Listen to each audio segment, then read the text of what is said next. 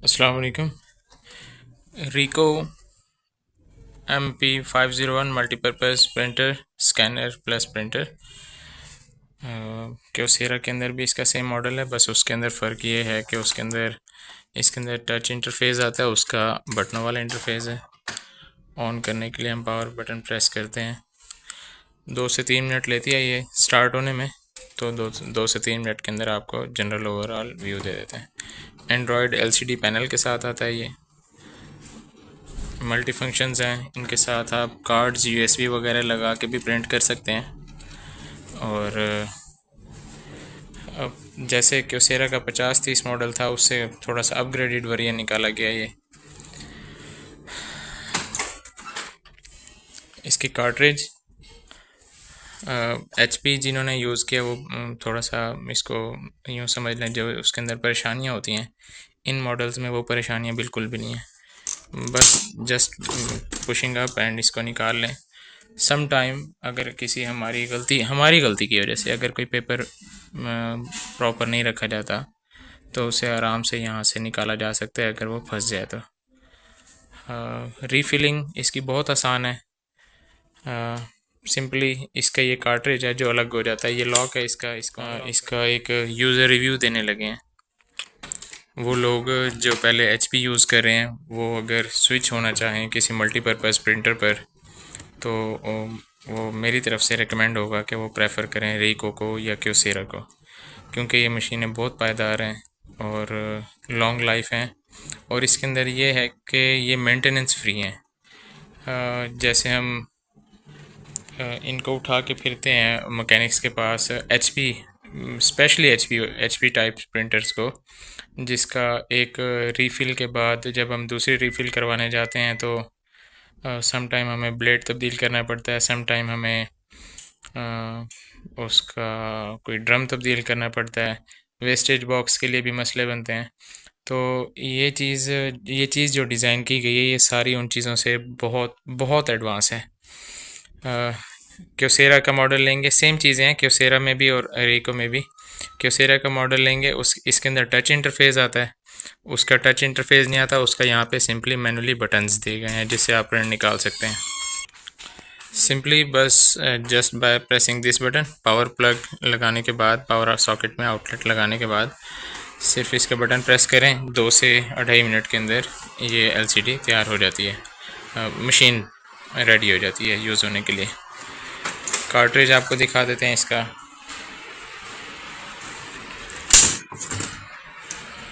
ये इसका ऊपर कार्ट्रिज पड़ा है, नीचे इसकी सारी वो असेंबली है। कार्ट्रिज इसका बिलखसूस रेडी होने के बाद हमारे पास इंटरफेस कुछ इस तरह से आता है। एंड्रॉयड पैनल है तो बहुत सी चीज़ें इसके अंदर एडवांस हैं बाकी प्रिंटर्स की निस्बत। पहले हार्डवेयर की तरफ आ जाते हैं।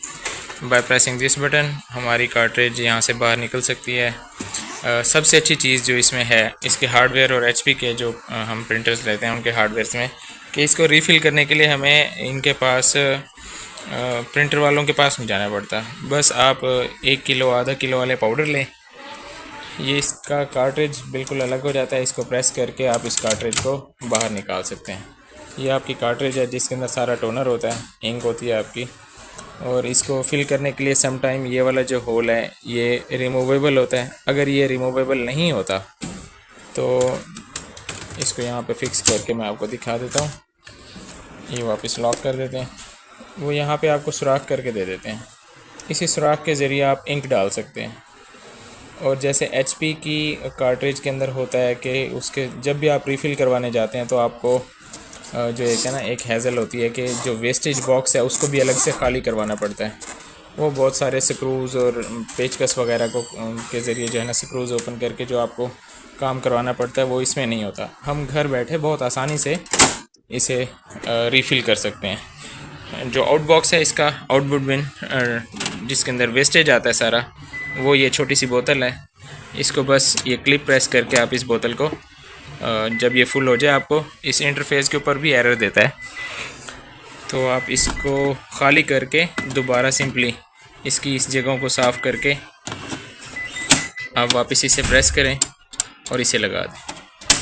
बस सिंपली इतना सा काम है रीफ़िल करने का, कोई बिल्कुल मसला नहीं है। ये मशीन MP501 है, रिको का मॉडल।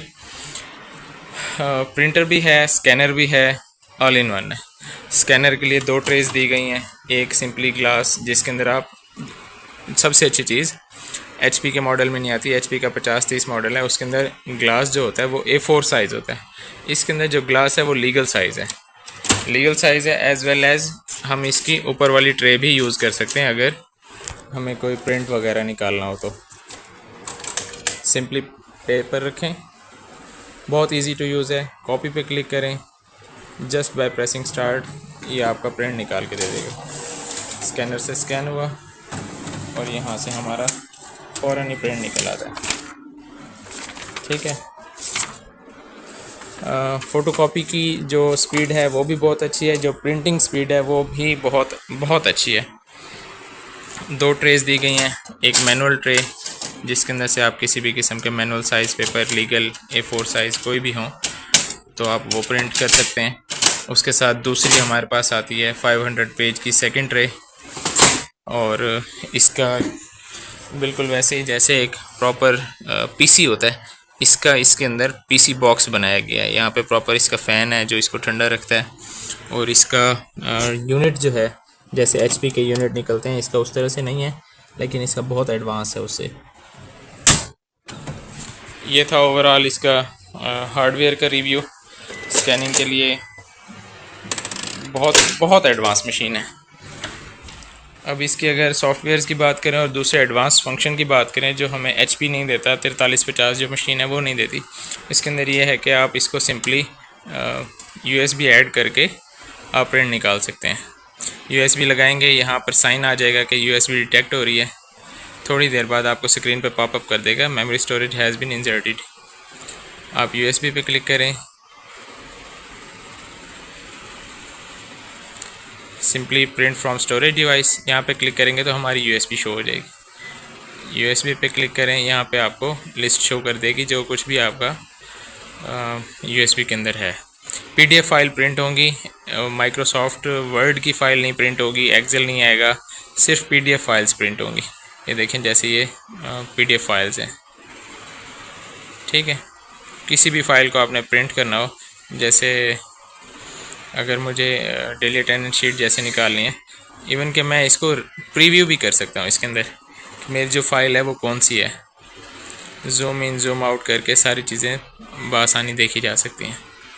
ठीक है। उसके बाद आपने जो फ़ाइल प्रिंट की है उसका साइज़ भी दिखा रहे हैं, और इसके आगे अगर आप जाते हैं प्रिंट सेटिंग के अंदर, तो प्रिंट सेटिंग के अंदर आप इसका साइज़, नंबर ऑफ़ कॉपीज़, आपको डुप्लेक्स में निकालनी है, किस तरह निकालनी है, बुकलेट टाइप बनाना है, कौन सी ट्रे से निकालनी है, सारी की सारी सेटिंग इसके अंदर यहीं पे ही अवेलेबल है। साइज़ इन लार्ज करना हो, स्मॉल करना हो, सब का सब कुछ इसके अंदर आपको दिया जाता है। नंबर ऑफ़ कॉपीज़ जितनी भी निकालनी हो हम यहाँ से बाय प्रेसिंग ++ भी हम क्वांटिटी बढ़ा सकते हैं, और बाय टाइपिंग भी हम इसकी क्वांटिटी बढ़ा सकते हैं।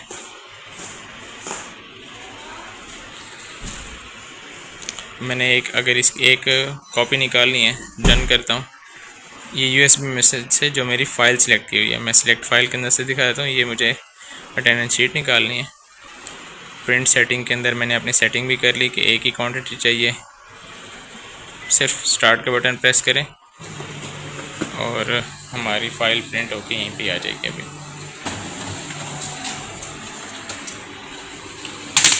ये आ गई हमारी फ़ाइल प्रिंट होके।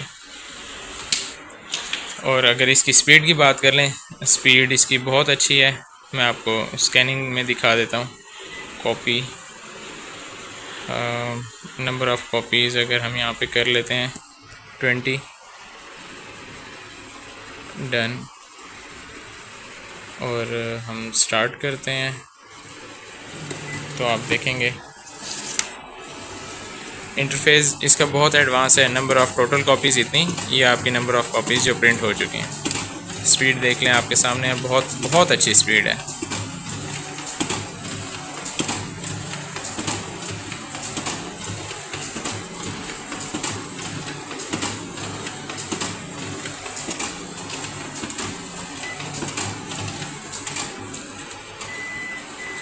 ठीक है, ये 20 पेज प्रिंट हो चुके हैं इसके। अब इसके अंदर मैं आपको कुछ और चीज़ें दिखाता हूँ जो बहुत एडवांस फंक्शंस में आ जाती हैं इसकी। जैसे कि अगर हमें डुप्लेक्स निकालना हो और 2 सेपरेट पेज को हम किसी एक पेज के ऊपर प्रिंट, ये इंटरफेस है इसका। स्टार्ट होने के अंदर तकरीबन 2 से 3 मिनट लेती है और बहुत अच्छी मशीन है। कॉपियर है, USB के थ्रू प्रिंट कर सकते हैं, एंड्रॉयड LCD के साथ आती है, बहुत सारे फीचर्स हैं। इनमें से आधे तो अभी तक एक्सप्लोर भी नहीं हो सके। कॉपियर की मिसाल लेते हैं। जैसे कि अगर मैं बताऊं, मेरे पास ये एक अटेंडेंस शीट है स्कूल की। इसके अंदर आप लेफ़्ट और राइट साइड पे देख सकते हैं मार्जिन की जगह है, अभी भी इसको इनलार्ज किया जा सकता है। इसको प्रिंट करने के लिए, इनलार्जमेंट के लिए हम इधर भी रख के प्रिंट निकाल सकते हैं और इस कॉपियर वाली साइड से यहाँ से भी प्रिंट निकाल सकते हैं। कॉपी में जाते हैं, कॉपी में जाके कलर की डेंसिटी सेलेक्ट कर लेते हैं हम कि किस कलर की डेंसिटी का हमें प्रिंट चाहिए। ये साइज़ रिड्यूस इनलार्ज है, बहुत सारे ऑप्शंस हैं इसमें। अगर आपको साइज़ पता है तो आप यहाँ से भी सिलेक्ट कर सकते हैं, और अगर आपको साइज़ नहीं पता तो आप मैनुअली भी कर सकते हैं। 100% इसका सेम रिज़ल्ट आएगा। अब क्योंकि हमें इसे इनलार्ज करना है तो हम यहाँ से इसमें से 108% पे कर देते हैं, और हमें इसकी एक सिंगल कॉपी चाहिए। क्वांटिटी हम सिलेक्ट कर लेते हैं, एक ही चाहिए। साइड क्योंकि सिंगल है नहीं चाहिए। A4 size. डुप्लेक्स हम कर नहीं रहे, डुप्लेक्स की सेटिंग यहाँ से की जा सकती है, 1 to 2, 2 to 1 जो भी हैं। अभी क्योंकि ये सिर्फ रिड्यूस इनलार्ज के बारे में वीडियो बन रही है, हम इसको स्टार्ट करते हैं। ये स्कैन करेगा और यहाँ से हमारा पेपर निकल के आ जाएगा। ये देखें, अब यहाँ पे आप मार्जिन देख सकते हैं, ये कॉपी का निकला हुआ है और ये हमारा ओरिजिनल है। ओरिजिनल के अंदर मार्जिन और हैं, जो हमारा डिज़ायर्ड रिज़ल्ट है उसके अंदर मार्जिन और हैं। रिड्यूस को इनलार्ज करके उसने प्रिंट करके दे दिया।